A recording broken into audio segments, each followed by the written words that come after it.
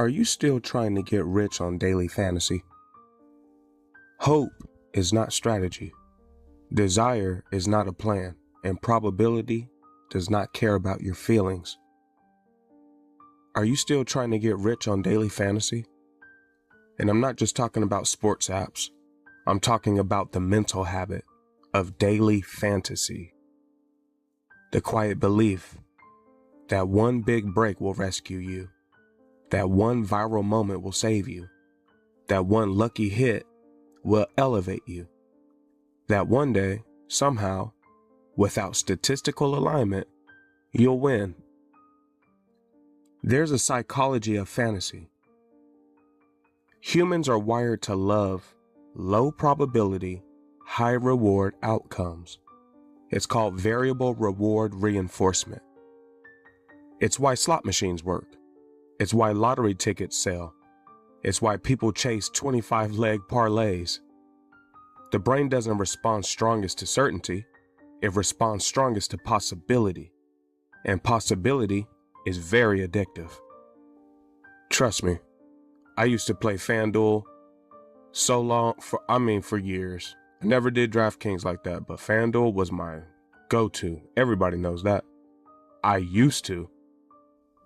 But it's because I was addicted to the possibility that maybe I could win. And I won a few times. I won a couple of thousand. But I just really liked it. Because it allows you to imagine wealth without building structure. Probability does not negotiate. This is a hard-hitting truth right here. If something has a 1% chance of success, that means it fails 99% of the time. But the human brain doesn't feel 99%. It imagines the 1%. That's called optimism bias. You think you're the exception. You think you'll beat the math. But probability is unemotional. It does not know your story. It does not respect your passion. It does not bend for your need. It calculates. There's a daily fantasy that's beyond gambling. We're going to expand this definition. Daily fantasy in this situation is watching motivational videos about never executing, planning businesses but never launching them, talking wealth but avoiding risk, imagining success without compounding skill. You're not gambling money, you're gambling your time. And time has worse odds because unlike money, you don't get it back. There's a sedentary love of the impossible. Now this part of it is deep. Some people don't want realistic success at all. They want cinematic success. They don't want 10 years of grind and hard work. They want overnight transformation. They don't want probability curves. They want miracles. And everybody wants a miracle. But they want miracles every day. But the uncomfortable truth about this is, but there's some uncomfortableness about this. Most wealth is built through boring probability advantages, small edges, daily discipline, low glamour, not fantasy. Here's the math of getting rich. And let's be realistic.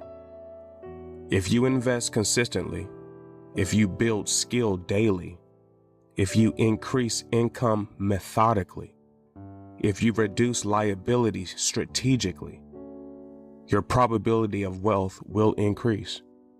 But it's not instant. But it'll be predictable. Wealth is rarely explosive. Because if everybody was able to just explode into a form of wealth, we'd all be wealthy. You don't just explode into wealth. You don't walk through a door, boom. It accumulates throughout your life with good habits. And accumulation beats fantasy every single time. There's a reason why we feel that fantasy feels safe. Psychologically, fantasy protects you from measurable failures. If you never truly try, you never truly fail. So you stay in imagination. Because imagination doesn't expose incompetence. Execution exposes incompetence. Probability rewards execution, not imagination. Everyone has an illusion of that one big win.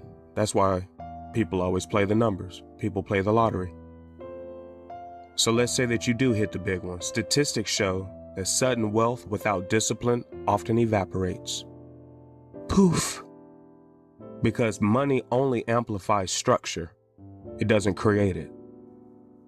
So before you got the money, if your habits are poor, more money is only going to increase your chaos.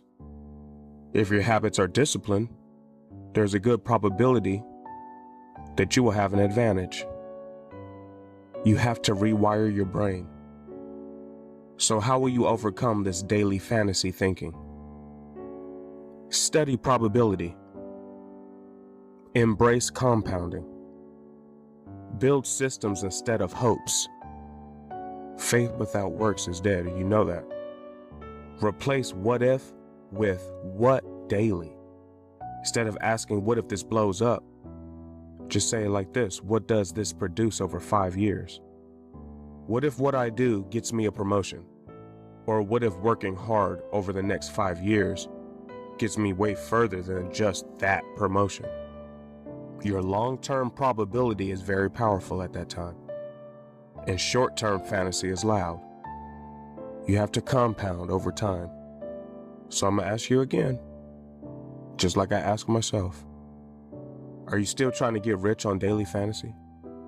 Or are you ready to get rich on statistical inevitability?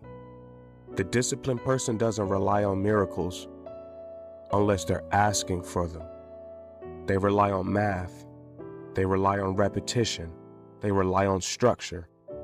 And probability always favors structure. The world is full of people chasing unlikely outcomes, but the elite, they chase high probability behavior. Fantasy is very entertaining. Probability is liberating. And if you truly want wealth, stop playing the emotional lottery. Start playing the long-term game. Because in the end, the house always wins. Unless you become the house.